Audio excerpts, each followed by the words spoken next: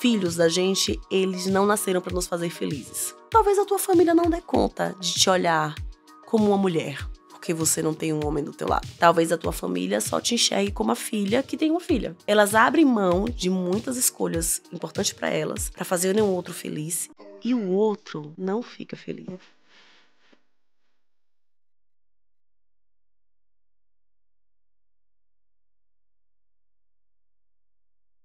Minha gente, esse é um episódio especial. Vocês vão se acostumar com ele, que ele vai aparecer aqui alguns episódios desses, algumas vezes. Nesse, eu não tenho um convidado ou convidada. Na realidade, até tenho, mas é diferente. Eu tenho você. Eu vou ler e-mails que eu recebi e dar aquele meu pitaco, dar aquele meu colo ariano, sabe? Aquele colo que acolhe e fala, amiga, agora vamos. Vou falar pra você o que eu penso sobre história. Enfim, a gente vai conversar. Eu achei que era um jeito de trazer você pra bem pertinho de mim, trazendo seus e-mails. E aí, vamos deixar esclarecido uma coisa aqui. Vou chamar toda mulher de Maria e todo homem de João, tá? Então, se você é Maria e tem uma história parecida e você me mandou uma carta, amor, eu não tive a intenção de falar Maria, sua história. É só Maria, mulheres, João, homens, tá bom? Que aí fica mais fácil de ler os e-mails. E aí outra coisa. Eu vou ler agora 2 e-mails praticamente juntos. E depois vou conversar sobre eles. Porque eu achei eles tão parecidos. E foi interessante porque chegaram algumas coisas nesse teor. E aí, quando um assunto vem demais, eu acho que precisa ser falado. Vou ler esses 2 e-mails e dar aquele conselhinho maroto, tá bom? E aí depois eu leio outro, que é um outro tema. Vamos lá. Querida Elisama. Elisama não, amores, é Elisama. Deixa eu contar uma coisa pra vocês. Eu sou baiana, eu falo isso o tempo inteiro, né? Eu amo ser baiana.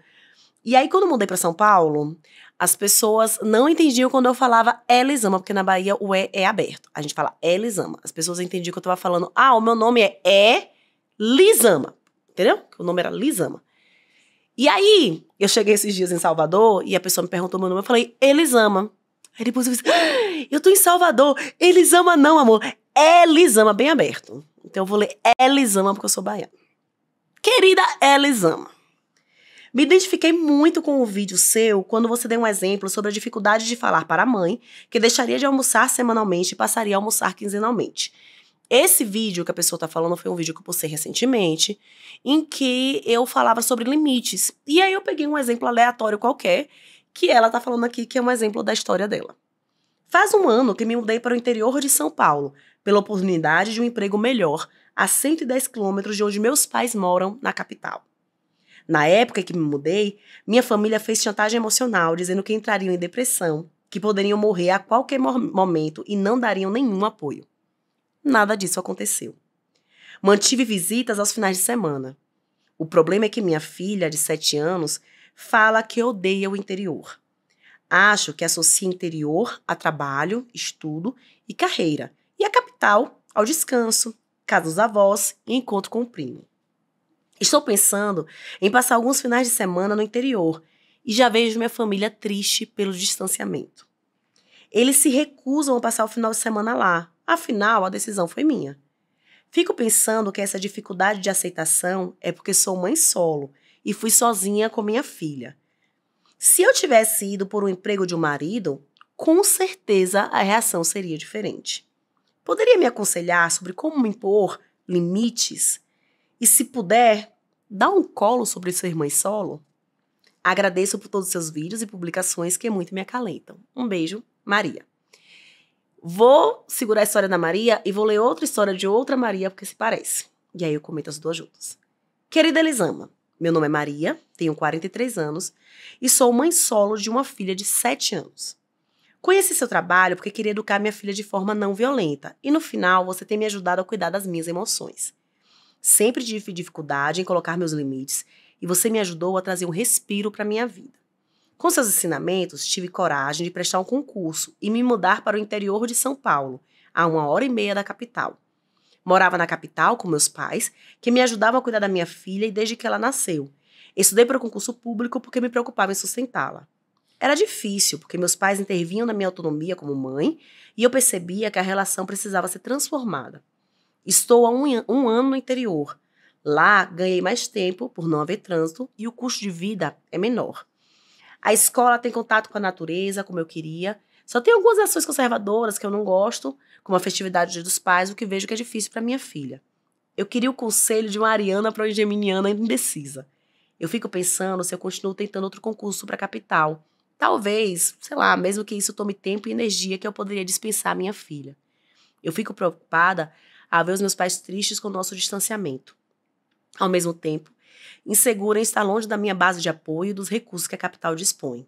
Agradeço por todo o seu ensinamento. Com carinho, sua fã, Amy. Eita, gente, eu vou começar falando algo que eu falo. Eu tenho feito muito pouco palestra para pais, mas quando dava palestra para pais, eu começava falando que os filhos da gente, eles não nasceram para nos fazer felizes. E talvez essa seja uma das descobertas mais doloridas pra gente, sabe? Entender que a nossa felicidade não é uma responsabilidade nem dos nossos filhos, nem do nosso marido, nem da nossa esposa, nem dos nossos amigos. A nossa felicidade é uma responsabilidade nossa. O outro, ele pode contribuir. Eu lembro da minha avó que dizia muita ajuda que não atrapalha. Então o outro pode não atrapalhar, mas ele não faz a gente feliz. E por que eu tô dizendo isso? É que você não pode fazer seu pai e sua mãe felizes. Simplesmente não é tua função no mundo. De nenhuma das duas Marias que a gente está falando aqui. E como isso é um peso para um filho ou para uma filha, sabe? Suas decisões, elas serem baseadas na chantagem emocional da família, no que a família acredita que sonhou para você, no que a família pensou para você, no que a família projetou para tua vida. Então, relacionamentos são muito frustrantes, gente. E assim, eu tenho 12 anos como mãe. O negocinho frustrante é a maternidade. Cada vez que os meus filhos crescem e que agem de uma forma muito diferente da que eu idealizei para eles, eu tenho um aperto no coração e falo, meu Deus, olha só. Olha como ele não é a criatura que eu imaginei. Olha como ela não é a criatura que eu imaginei. Olha como ela existe sendo quem ela é. A maioria de nós foi educada de uma forma em que a gente não existia na relação. Então a gente tem falado muito de limites nas relações e a gente cresceu ouvindo muito falar, tem que dar limite para essa criança. Mas dentro das nossas casas, o limite, ele era normalmente de uma pessoa só, o adulto. E esse adulto a gente sabe quem era se estava presente, que era o pai. A criança, ela não contava direito, sabe? Ela não era alguém. E a gente tem socialmente a ideia de que filho é legado. Que filho é a tua extensão no mundo. Essa ideia de que o filho é a continuidade sua, ela faz com que você não enxergue quem o filho é. Os nossos pais, avós, a maioria das pessoas de outras épocas, né, de outras gerações, aprenderam a enxergar os filhos assim, como uma extensão. Óbvio que eu não tô aqui falando que é só assim, mas aprenderam a enxergar o filho como uma extensão de si. E aí quando o filho fala assim, eu tô indo embora, eu vou morar em outro lugar, eu tenho uma vida, eu tenho sonhos, eu tenho desejos, eu tenho uma outra experiência, dá um choque, sabe? Fala, não. Você age como eu espero que você haja. Porque se você muda, a minha definição de mim mesma muda. O meu lugar no mundo muda. As minhas idealizações mudam. E eu não quero mexer nas minhas idealizações, meu amor. Então eu vou mexer em você. Eu vou encher o seu saco. Porque eu não vou reaprender a existir agora, na idade que eu tô. E tá aí um cálculo difícil de se fazer. Eu não tô falando aqui, dá uma banana pro teu pai e pra tua mãe, meu amor. Esquece que eles existem. Não é isso. O que eu tô te dizendo é, o que é importante pra você, pras nossas Marias aqui. O que é importante pra você nessa história? O que é importante pra essa Maria que não aterrissou na cidade onde ela foi morar? A primeira Maria. Ela me disse que saiu da cidade, saiu de São Paulo, foi pro interior e todo final de semana ela volta pra São Paulo pra passar o final de semana com os pais. E que a filha tá odiando o interior, porque o interior é só obrigação. A filha ainda não sentiu o prazer de estar morando na cidade que tá morando, provavelmente não descobriu os restaurantes legais da cidade, os parques legais, não dormiu na casa de um amiguinho. Uma filha tá vivendo essa vida dupla com a mãe. Eu vou pro interior trabalhar e eu moro de verdade, e a minha casa de verdade tá na casa dos meus pais. Você quer que a sua casa de verdade seja a casa dos seus pais? Ou você quer que a sua casa de verdade seja a sua casa? E, gente, não tem certo e errado nessa resposta. Você pode ser muito honesta pra mim e falar, Elisama, de verdade eu também não consigo aterrissar. Eu acho que casa é onde tá minha mãe e meu pai. E ok, casa é onde tá sua mãe e seu pai. E entende isso e aceita isso na tua realidade. Mas se você quer ter a sua casa e você quer que a sua filha tenha a sensação de casa, você precisa sentar. Você precisa chegar onde você tá. E pra você chegar onde você tá, você vai precisar sim colocar limites. E aí ela me pergunta, mas como é que eu coloco limites, Elisama? Vamos conversar sobre limites, meus amores? Vamos. Primeiro ponto é que uma conversa difícil não vai ficar fácil. Olha que coisa importante de você saber. A conversa difícil, ela vai continuar sendo difícil se o centro dela for algo muito importante pra você. O que é que torna uma conversa difícil?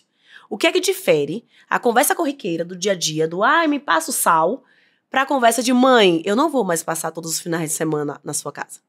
O que é que difere uma coisa da outra? As minhas emoções em relação a essas coisas. O sal não duvida do meu valor. Pedir o sal não me faz questionar se eu tô sendo uma filha boa ou não. Pedir o sal não me faz questionar minha identidade.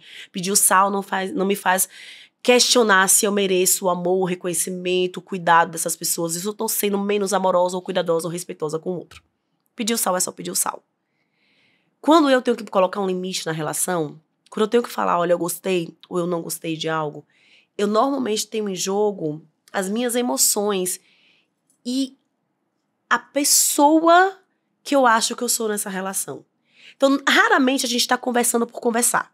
Em regra, nós estamos conversando também sobre a nossa identidade. Então, quando eu falo assim, eu não sei como é que eu vou dizer pra minha mãe, isso é que eu penso, não é um papel meu dentro dessa relação falar com ela que eu não vou porque ela vai ficar triste. Uma boa filha não deixa a mãe triste, então eu não falo. Aí a gente volta pro comecinho da conversa que eu falei. Sua felicidade não é responsabilidade do outro. A felicidade do outro, adivinha? Não é responsabilidade sua. A gente pode pensar em contribuir, mas não dá pro pedágio pra felicidade do outro ser a sua felicidade, entendeu? Não dá pro preço pra felicidade do outro ser a sua felicidade. Porque aí esse cálculo, amor, não tá bom. Porque você tá cuidando da felicidade do outro, e quem é que tá cuidando da sua? Quem você tá cobrando pra cuidar da sua? Porque quando eu cuido do outro, eu acho que alguém devia estar cuidando da minha. Você percebe? E aí o problema da falta de limite em uma relação, ele vaza pras outras relações. Ele não fica contido, assim, eu não tô conseguindo demonstrar os limites na relação com a minha mãe, ou com o meu pai, com a minha família de origem.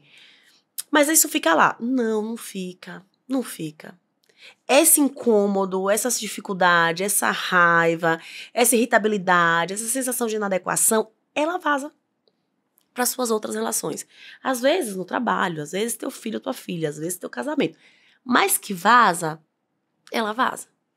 Então limite não vai ser fácil de conversar. Não vai ser fácil de colocar. Esse é o primeiro ponto sobre uma conversa difícil. A conversa difícil, ela vai continuar sendo difícil. Ela vai continuar apertando teu estômago, apertando teu peito, dando uma angústia enorme. Ela vai continuar te fazendo se questionar se você tá certa, se você não tá. Ela vai continuar te fazendo sentir medo. Ela vai continuar difícil. E se você esperar que o tempo faça essa conversa ficar fácil, você só vai deixar a ferida inflamar um pouquinho mais, sabe? Você só vai deixar com que as coisas piorem um tiquinho. Você só vai adiar o problema. A conversa com a tua mãe, com o teu pai, com a tua família, sobre demonstrar esse limite, o que é importante pra você hoje, ela vai ser difícil. Aceita isso. Respira e entende que ela vai ser difícil. E aí a gente tem um segundo ponto sobre limites. Você dá conta desse difícil. Sério, confia. Você dá conta de suportar o incômodo de falar pro outro: eu não quero mais, eu não gosto, isso tá desconfortável, não foi desse jeito que eu idealizei, ou que eu planejei, ou que eu não me vejo no que tá acontecendo. Você dá conta. Às vezes a gente tem tanto medo de demonstrar um limite, porque a nossa sensação é que a gente vai ruir se a gente demonstrar o limite. Ah, mas se eu fizer isso, essa relação acabar? E se eu contar isso e ele terminar comigo? E se eu contar isso e a minha mãe falar que não quer que eu visite ela mais? Se eu contar isso e o meu chefe falar que não me quer mais na equipe? Mas veja, se você permanecer nessa situação em que você tá sentindo que você não tá ali, sabe? Que você não se enxerga na situação. Se você permanecer ali, é você quem tá se destruindo. Entendeu? A relação fica inteira se você não estiver inteira? Será? Será que você doente emocionalmente consegue ser saudável numa relação? Eu acho que não. Então, você dá conta do incômodo de sentar com a tua mãe e falar, mãe, eu decidi que o final de semana eu vou levar a Mariazinha pra tomar um sorvete aqui e a gente vai conhecer a cidade. Eu comprei tinta e a gente vai pintar a parede do quarto dela. Sabe? Você dá conta.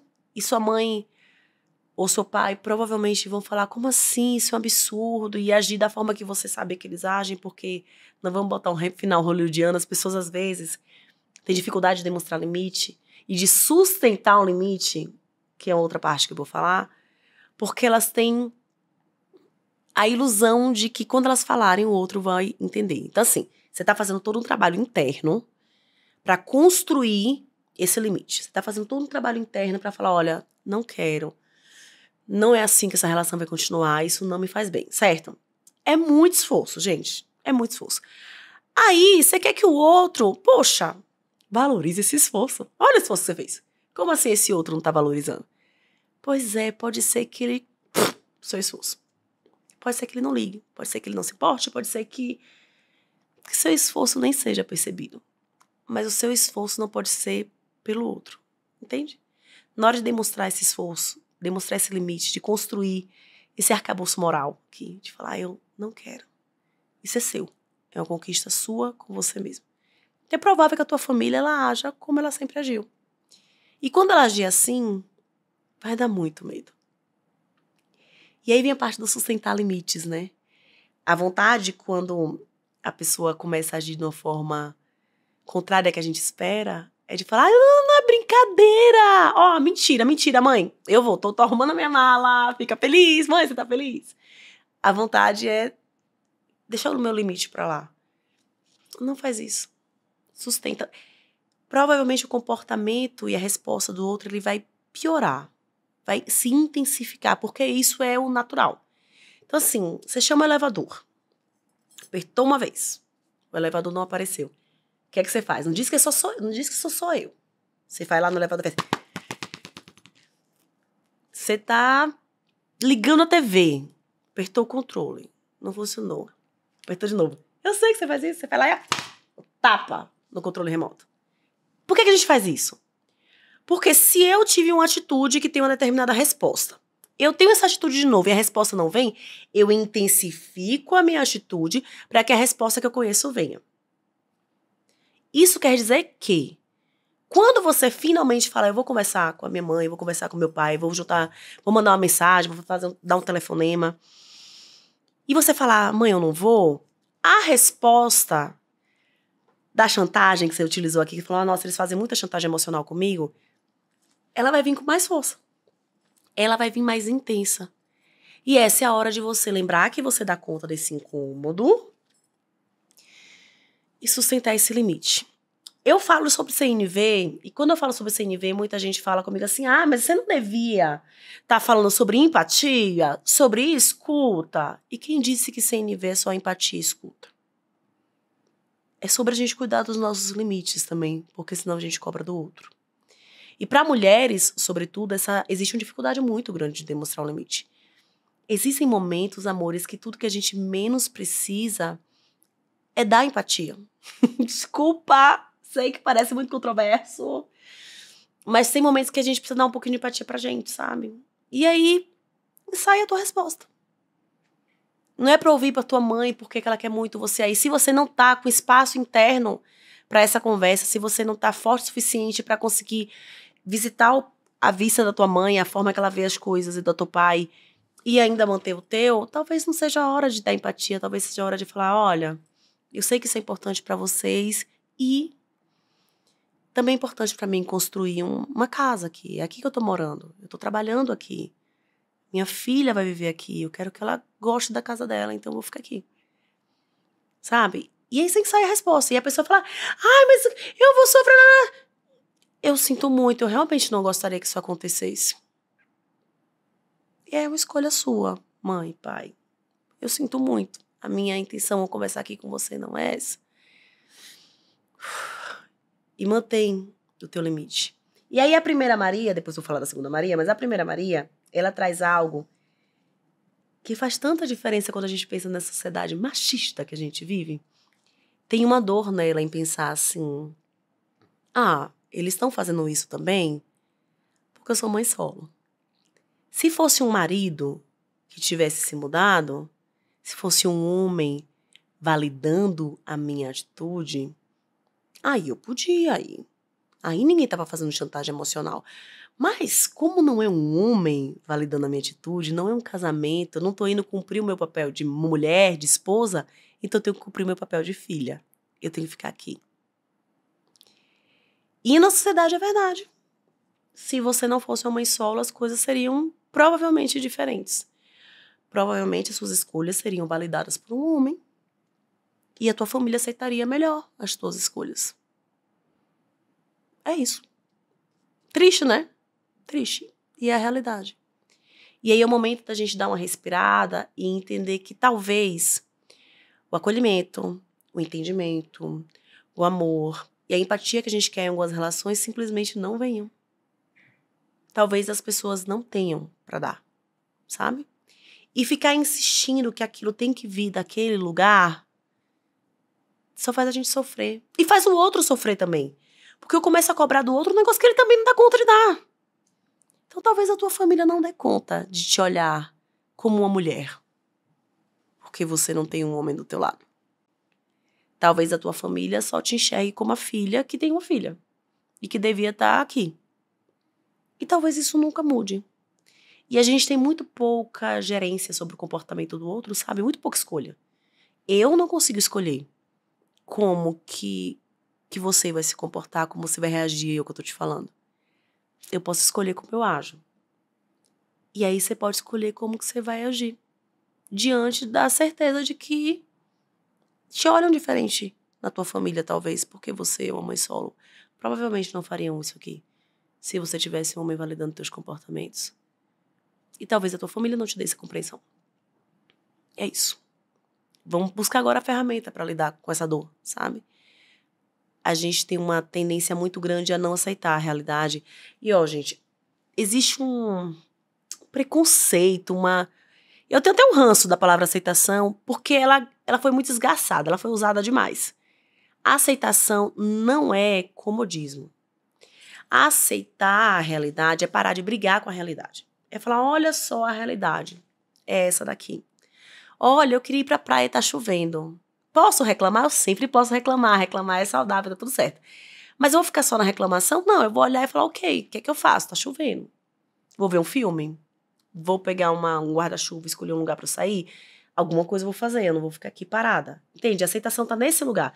De olhar a realidade, que muitas vezes tá completamente contrário ao que a gente gostaria dela, completamente avesso ao que a gente gostaria dela, e falar, ok, eu vou fazer algo com essa realidade aqui. É com ela que eu vou ter que lidar. Eu queria a dama de copas e o rei de ouro na minha mão não veio. Que jogo que eu vou fazer com isso daqui? O que eu sou capaz? Nesse pedacinho que eu tenho de escolha, porque vocês que me conhecem aqui sabem que eu não sou a pessoa da meritocracia. Eu não vou falar que basta você querer pra ser feliz, que basta você querer pra você conseguir o que você quer. Tá? Tô longe disso. Mas tem um pedacinho, gente. Tem um pedacinho que a gente que escolhe. Tem um pedacinho aqui que é meu. O que eu tô fazendo com ele? Eu tô conseguindo dar nome pros meus lutos nas relações? Porque tem uma parte aqui de luto nas duas Marias. Que é o luto de minhas escolhas não fazem minha família feliz. É um luto, gente. É uma morte de uma idealização. Luto não é só morte de quem a gente ama, né? Só da pessoa. Tem um luto da minha idealização. Eu tô vivendo esse luto? Sabe? Eu tô conseguindo dar nome a... Alguém não vai ficar 100% radiante aqui. Alguém vai ter que ceder algumas coisas aqui. Sempre tem que ser eu. Os meus planos não cabem nos planos da minha família. E aí? E aí? Eu nasci no interior da Bahia em 1985. Não existia a internet. Você acha que os meus pais tinham planos de eu estar aqui? Que eles conseguiriam imaginar que um dia eu estaria aqui? Cara, os planos deles eram de acordo com a realidade deles, com a vida deles. Os meus planos hoje são de acordo com a Elisama de 2024. Você acha que a Elisama de 2026, de 2028, tem a obrigação de seguir os planos da de 2024 porque eu fiz plano? Eu pra mim mesma. Imagina você aí, com seus 40, 45, quantos anos já falaram aqui, ter que seguir o plano de alguém que não é você. Sabe? Então vive esse luto. Vive aí o luto de que essa relação talvez não aconteça da forma que você queria, que alguém vai estar muito triste. E aí a segunda Maria fala, Elisama, eu fico pensando que meus pais são tristes e eu tenho dúvida, será que eu não devia estar estudando mais? Será que eu não devia estar me dedicando a um concurso? Será que eu não devia estar fazendo alguma coisa? Eu tenho medo de me arrepender. Bem-vindo ao clube da humanidade que tem medo de se arrepender. Temos todos. E vamos continuar tendo medo de nos arrependermos. Sabe por quê? Porque a vida, esse negócio complexo, não tem garantias. Nenhuma. Mas nenhuma mesmo. A gente sempre pode se arrepender. Eu posso me arrepender de tudo que eu tô falando pra vocês aqui daqui a uma semana. E aí a gente vai deixar de viver por medo de se arrepender? Essa semana eu tive uma conversa muito interessante com a Helena, minha filha caçula, pra quem não sabe. Eu cortei a franja. Como vocês podem ver, meu cabelo está lindo, ó. Cortei a franja. E aí eu cheguei em casa, Helena tava elétrica. Na hora que ela me viu. Você tá muito linda! Por sinal, assim, eu acho que todo mundo devia ter uma Helena na vida. Minha filha faz bem pra autoestima. Nossa, maravilhosa. Mãe, você tá maravilhosa. Meu Deus, você tá muito linda. E aí ela sentava e botava a mão no queixo assim e ficava me olhando. Aí teve uma hora que ela falou, mãe, eu quero fazer a franja também. Quer, filha? Vamos fazer. E se eu não gostar? Temos a chance de você não gostar. Eu acho que eu não vou fazer, não. Eu dei aquela respirada, falei, filhota, a bichinha só queria fazer uma franja e chegou com discussão da mamãe. Mas eu falei, filha, deixa eu te contar um negócio. Você sabia que mulheres costumam arriscar muito pouco na vida? Que a gente aprende que a gente tem que ser perfeita. E essa necessidade de ser perfeita faz a gente não arriscar, faz a gente sempre ir pro que é certo. Pra gente sempre fazer o que esperam da gente. E a gente acaba não cortando o cabelo, que é um negócio que cresce, filha. Se você não gostar da franja, e tem uma chance real de você não gostar, a gente faz umas trancinhas pra cá, a gente prende ela. Eu invento um monte de penteado com você. A gente dá conta junta de esperar essa trança crescer, essa franja crescer aí. Mas você pode gostar muito. Você pode amar essa franja. Você pode olhar pra essa franja e falar, meu Deus, eu nunca estive tão linda, como sua mãe está se sentindo nesse momento. Será que não vale o risco de você talvez se sentir muito linda com a franja? E por que eu tô trazendo essa história da franja? É que talvez vale o risco de você permanecer no interior. Talvez valha o risco de você continuar com essa experiência completamente nova na tua vida de independência. Nessa construção de uma relação completamente diferente com a tua filha. Cara, talvez valha a pena você arriscar.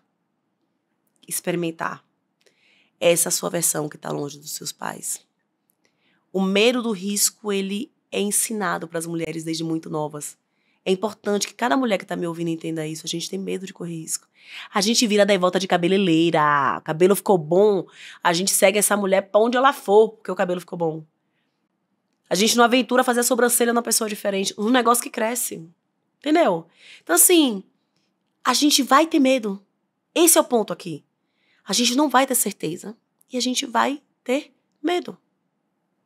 E aí? Tô cheia de aí hoje, né? Porque a Ariana é assim, tá? Eu sou bem... A gente vai fazer o que com esse medo? Respira, cara. Não espera ele ir embora, entendeu? Não espera a certeza pra você tomar uma decisão. Se arrisca. Se arrisca. E talvez ficar longe dessa base de apoio, dessas pessoas que te dão segurança, seja o que você precisa para crescer um pouquinho.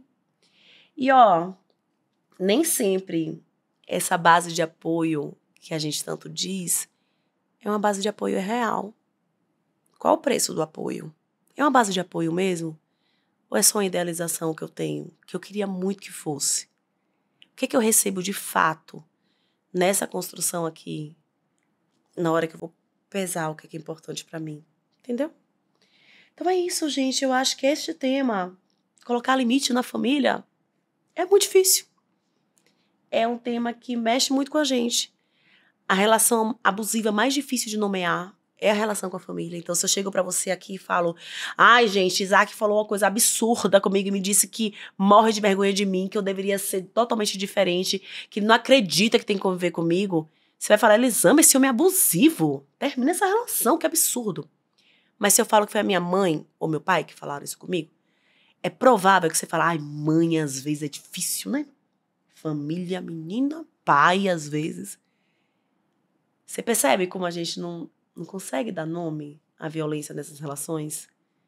Como a gente não consegue enxergar o momento de afastamento? Como a gente não consegue perceber qual é a distância que é saudável pra gente também? E assim, pra encerrar, pra fechar o assunto, a gente tá falando aqui de fazer papai e mamãe felizes. Mas você realmente acredita que pode fazer eles felizes? Suas decisões realmente fazem deles, assim, nossa, como eles estão radiantes, olha, que brilho no olho. Fazem. Porque na minha experiência, em escuta das pessoas, elas abrem mão de muitas escolhas importantes para elas, para fazerem o outro feliz, e o outro não fica feliz. E aí, no final das contas, a gente tem duas pessoas infelizes na conta, na história. Não acho que vale a pena. Vocês acham? Eu sou de humanas, não sou de matemática, não sou de exatas. Mas eu acho que não vale a pena. Bom pensar sobre isso. Vou ler o segundo e-mail, que ainda está falando sobre família, mas agora é de um outro lugar. E eu quis dar colo para essa pessoa, que eu vou ler para vocês. Oi, Elisama. Oi, Elisama. Primeiramente, eu quero dizer que você é uma das pessoas que mais tenho gostado de ouvir falar nos últimos tempos. Obrigada. Te sigo no Instagram, procuro seus podcasts e o que você participa como convidada, e suas reflexões me encantam e me fazem pensar muito. E tenho lido também seus livros que, com a linguagem fácil, me inspiram tanto. Gente, antes de continuar a ler o e-mail dessa pessoa, é interessante que hoje a coisa que eu mais recebo elogio das pessoas foi uma das minhas características mais criticadas na infância. As pessoas falam muito comigo assim, nossa, Elisama, você fala umas coisas que me fazem pensar muito, muda o meu jeito de pensar. E quando eu era mais nova, a briga das pessoas comigo era o fato de eu ser muito questionadora, de não aceitar as coisas como elas são, de reclamar demais, sabe? E problemática. E é essa a maior crítica que eu recebia das pessoas próximas quando eu era mais nova. É o que me faz ser eu. E aí, quanta coisa, né? A gente abre mão ao longo da vida pra se encaixar no que o outro espera da gente. E, de repente, a gente não se vê mais em quem a gente é. E aí, quando vocês elogiam uma característica minha que foi muito criticada na vida, bocuda, respondona, faladeira, eu tenho uma sensação interessante, assim, sabe? Não posso falar que é engraçada, mas é uma sensação curiosa de olhar a vida e pensar, caraca, se eu tivesse tentado me encaixar, eu tentei, mas que foi difícil. Se eu tivesse me encaixado, eu não estaria aqui. Ainda bem, né, que eu teimei na bocuda, na faladeira, na reclamona. Enfim, vi no Insta, devaneei. Vi no Insta que você pedindo histórias ou situações para comentar e ou aconselhar, e por isso escrevo esse e-mail. Sou mãe de 2 meninas, 3 anos e uma de 5 meses. E desde que a mais nova chegou, eu tenho me sentido muito insuficiente. Eu amo brincar com minha filha, fazer as atividades do dia a dia, e eu sempre fiz tudo com ela até o nascimento da mais nova. Mas agora eu simplesmente não consigo, porque eu tenho outra criança grudada no peito. ou que só dorme no meu colo. Eu fico dividida, querendo dar atenção para as duas da mesma forma e triste por não conseguir fazer como antes. Fico feliz por minha filha ter outras pessoas de referência que gostam dela e que ela gosta também. Mas quando ela prefere estar com essas outras pessoas a mim, eu me sinto culpada por isso. Por não estar perto dela, eu sinto falta de estar com ela e triste pela rejeição. Uma mistura de sentimentos. Às vezes eu fico muito cansada tentando dar conta disso. De dar atenção para as minhas meninas, eu esqueço a bagunça, a casa e até de mim. Com a mais nova, me sinto culpada também por querer ficar com a mais velha. E aí eu penso que a minha primogênita teve toda a minha atenção e meus cuidados quando eu era da mesma idade. Tão pequenininha assim. Seria justo? Eu penso também que as gerações antes das minhas, que tinham mais filhos, isso não era uma questão para elas? Ou porque agora temos as discussões sobre outros padrões de exercer a maternidade com mais cuidado, atenção, melhorando o vínculo, comunicação, tendo mais tempo de qualidade, o padrão de exigência mudou. Eu vejo essa mudança como positiva, mas nos exige muito também. Eu não sei explicar bem. Não sei se eu expliquei bem. Fico, por um lado, aliviada, porque elas se gostam bastante. A mais velha adora a irmã. E a pequena sorri de alegria com as brincadeiras da irmã. Eu amo demais essa dupla. Você também é mãe de 2. Você passou por isso? Esse sentimento passa? Como lidar com ele? Eu não sei se tema será escolhido, mas de qualquer forma eu agradeço se você ler. E obrigada e sucesso no novo podcast. Com carinho, Maria.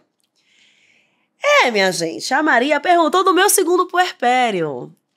E quando eu li o e-mail dela, eu me lembrei dessa sensação de insuficiência. De uma forma tão intensa que eu quase consegui tocar nela, sabe?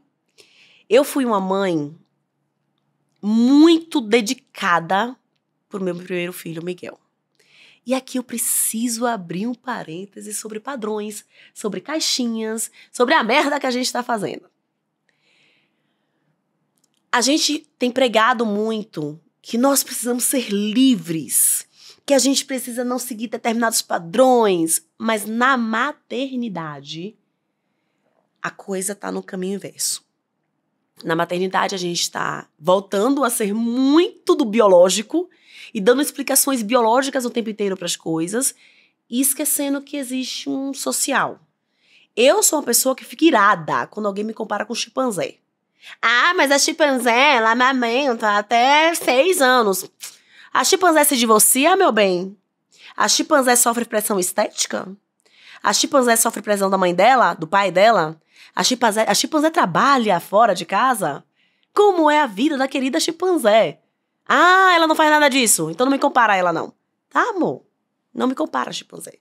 Não se compare a essa maternidade que fala que você é um bicho. Eu lembro de um pediatra famosérrimo que eu li na época que eu tava recém-parida de Miguel, que ele dizia que a gente tinha que amamentar em livre demanda e que o peito precisava ficar livre pro bebê ter acesso ao peito da mãe. E eu me lembro de ter hiperlactação quando o Miguel nasceu. Meu peito ficou gigantesco e ele doía. Mas ele doía, eu não conseguia. Quando eu tirava o sutiã pra tomar banho, eu tirava o sutiã fazendo assim. Porque se eu soltasse, a dor era insuportável. E eu pensava, mas como é que eu vou ficar sem roupa? Eu preciso botar o sutiã mais apertado que tem. Pedi sutiã emprestado pra minha mãe. Porque eu precisava de um sutiã que coubesse aquele peito. Como é que eu vou ficar sem roupa? E eu me lembro de ter ficado me chicoteando assim, porque aquilo era o certo. O certo era fazer como os primatas e deixar meus peitos livres pro bebê. Hoje, quando eu olho pro sofrimento que essas teorias me causaram, quando o meu filho era um bebê, eu penso, cara, eu podia ter tido um puerpério tão mais leve. E aí veio Helena. Veio Helena e me tirou desse lugar. A segunda maternidade, ela foi libertadora pra mim. Sério, foi muito libertadora. Porque essa mãe que queria viver inteiramente pra Miguel, que o filho não podia chorar, essa mãe, ela não tinha mais pra dar pra aquelas 2 crianças. Eu não tinha. E os 3 primeiros meses de Helena, eles foram terríveis. Eu me lembro de uma cena que ela é marcante na minha existência, assim, sabe? Eu tava com o Miguel no colo. Quando a Helena nasceu, o Miguel tinha 1 ano e 11 meses. Eu tava com o Miguel no colo, a Helena recém-nascida. E Isaac com Helena, meu marido com Helena. E aí ela tava chorando muito, eu falei, amor, vamos trocar porque ela precisa mamar. E aí a gente trocou os bebês. E quando a gente trocou, Miguel agarrou o pai e falou assim, mas eu queria só um pouquinho de mamãe, era só um pouquinho. Gente, mas eu chorei. Esse dia eu chorei tanto. E eu pensava, que merda que eu fiz da minha vida. Ainda botar outra criança no mundo, você não tô dando conta. Então eu, que me sentia uma boa mãe pra um, comecei o quê? A me sentir um belo prato de bosta pra 2. Eu fazia, agora é oficial, eu sou uma péssima mãe. Porque eu achava que ser uma boa mãe era ser a mãe que eu fui pra Miguel. E eu não conseguiria ser a mãe que eu fui pra Miguel.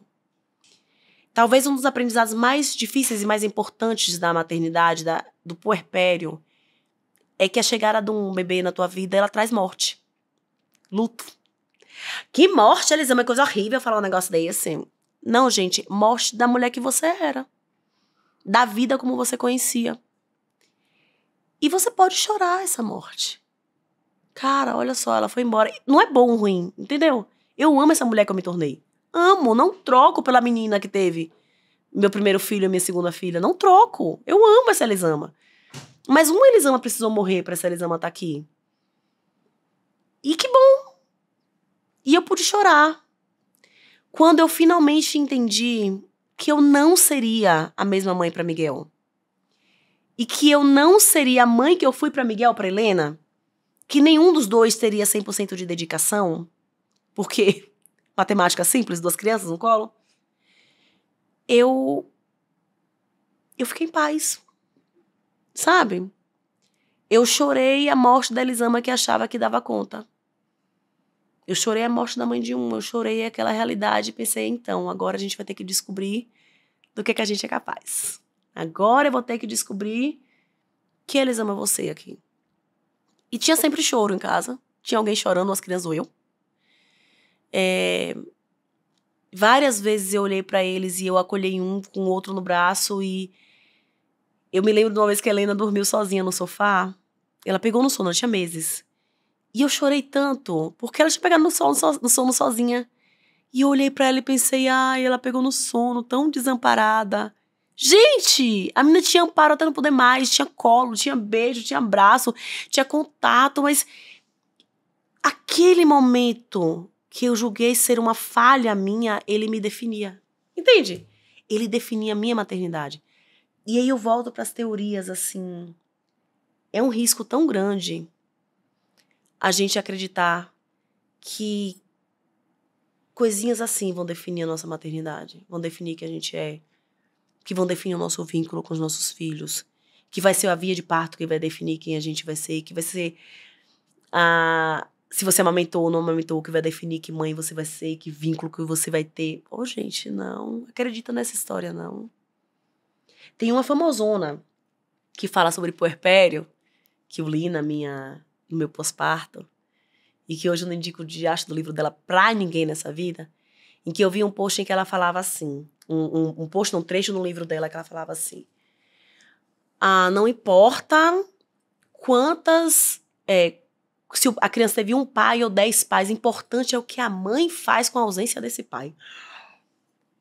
Gente, quando eu li isso, eu fiz, né, ela teve coragem de escrever isso aqui? Eu passei um tempo digerindo aquilo. E aí, nesse mundo sacana que a gente vive, é muito tentador pra mulherada acreditar nisso. Sabe? É muito tentador acreditar que basta eu querer, que tudo que eu fizer vai dar certo, que com mãe feminista ele não cresce machista. É muito tentador, gente. Alimenta o nosso ego, as nossas ilusões de que a gente não precisa da sociedade, não precisa do outro pra construir algo diferente. Mas a gente precisa. E essa ilusão, ela cansa a gente e adoece. Preste atenção, sabe? Nas expectativas sobre a maternidade que você tá tendo. Você tem um bebê de 3 anos e um bebê de 5 meses. Preste atenção na expectativa do que quer que seja que você tá vivendo. Faz sentido? Porque inúmeras vezes, e aí eu vou dar nome às coisas, a criação com apego, que eu sou uma defensora enorme de muitas coisas das teorias, mas Eu vejo diversas vezes a criação com apego, a educação positiva, etc., serem utilizadas como mais um grilhão para as mulheres.